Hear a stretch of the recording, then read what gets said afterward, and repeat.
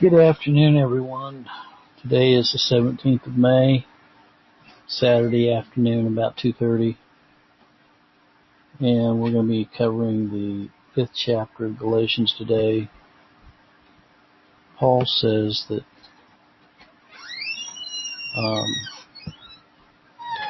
if you think you're justified by the law, you're fallen from grace.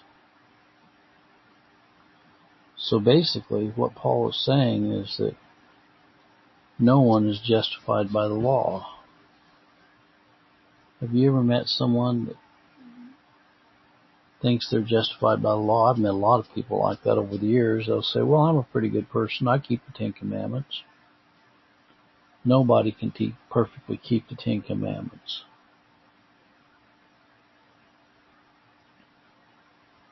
Paul also says, stand fast, therefore, in the liberty wherewith Christ hath made us free, and not be entangled again with the yoke of bondage.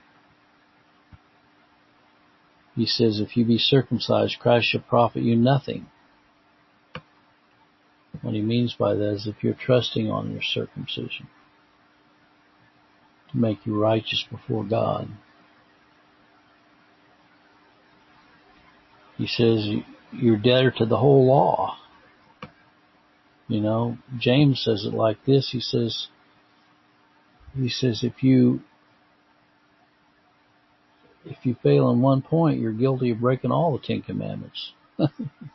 All the law. Just break one of them, you're guilty of all of them. For we through the Spirit wait for the hope of righteousness by faith. Circumcision availeth nothing, Paul says.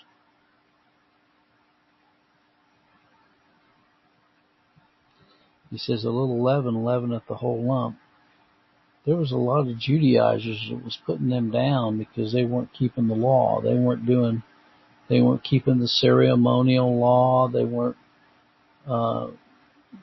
doing all these works. And Paul told them it wasn't by works. He said, they were even cut off which trouble you. There's a lot of people today that say, well, you got to tithe. You got to join a church. You got to say 23 Hail Marys. You got to go to Mass. You got to call the Pope Holy Father. You got to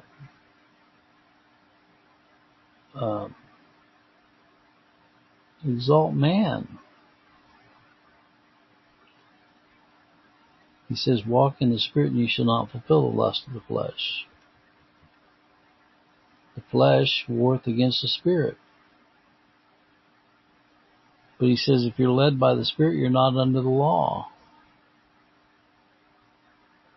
And then he talks about the works of the flesh, and he talks about all the works of the flesh. He says they're adultery, fornication, uncleanness, lasciviousness, idolatry, witchcraft, hatred, variance, emulation, wrath, strife, sedition, heresies, envyings, murders, drunkenness, revelings.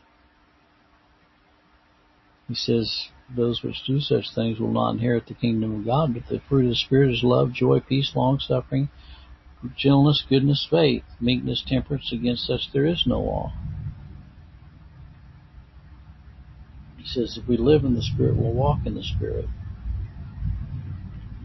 So I'm going to turn this over to Mark and have him read this chapter. And we walk by faith, not by sight, and we don't walk by the law. We walk by the Spirit, through the Spirit of Christ in us.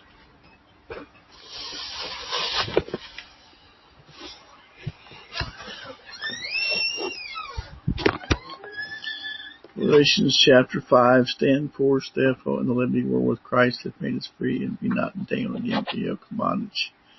Behold, I, Paul, say unto you that if you be circumcised, Christ shall profit you nothing. For I testify again to every man that is circumcised that he is a debtor to the whole law. Christ become of no effect unto you. Whosoever of you are justified by law, you are fallen from grace, We through the Spirit wait for the hope of righteousness by faith. For in Jesus Christ, in the circumcision availeth anything, or uncircumcision by faith worketh by love.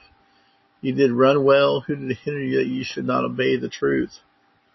This persuasion cometh not of him that calleth you. A little leaveneth the whole lump. I have confidence in you to the Lord that you will be none otherwise minded, but he that troubleth you shall bear his or her judgment, whosoever here be. And I, brethren, if I yet preach circumcision, why do I yet suffer persecution? Then is the offense of the cross ceased. I would they were even cut off, which trouble you. For brethren, you have been called by unto liberty, only use not liberty for an occasion to the flesh, but by love serve one another. For all the law is fulfilled in one word, even this: Thou shalt love thy neighbor as thyself. But if you bite and devour one another, take heed that ye be not consumed one for of another. This I say then, walk in the Spirit, ye shall not fulfill the lust thereof. For if the lust against the Spirit, and the Spirit against the flesh, these are contrary one to another, so that ye cannot do the things that ye would. But ye be led of the Spirit. If ye led of the Spirit, you are not led of the Spirit. You are not. If you're not under the law. Now the works of flesh are manifest, which are these: adultery, fornication, uncleanness, cleanliness, godliness, lasciviousness, idolatry, witchcraft, hatred, variance, emulations, wrath, strife, seditions, heresies, envies, murders, drunkenness, revelings, and such like, of the which I tell you before, as I've also told you in time past, that they which do such things shall not inherit the kingdom of God. The fruit of the Spirit is love, joy, peace, long-suffering, gentleness, goodness, faith, meekness, temperance. Against such there is no law. They that are Christ have crucified the flesh with affections and lusts. If we live in the Spirit, let us also walk in the Spirit. Let us not be desirous to walk in vainglory, provoking one another, envying one another, striving after another. Yes. Thank you, Mark.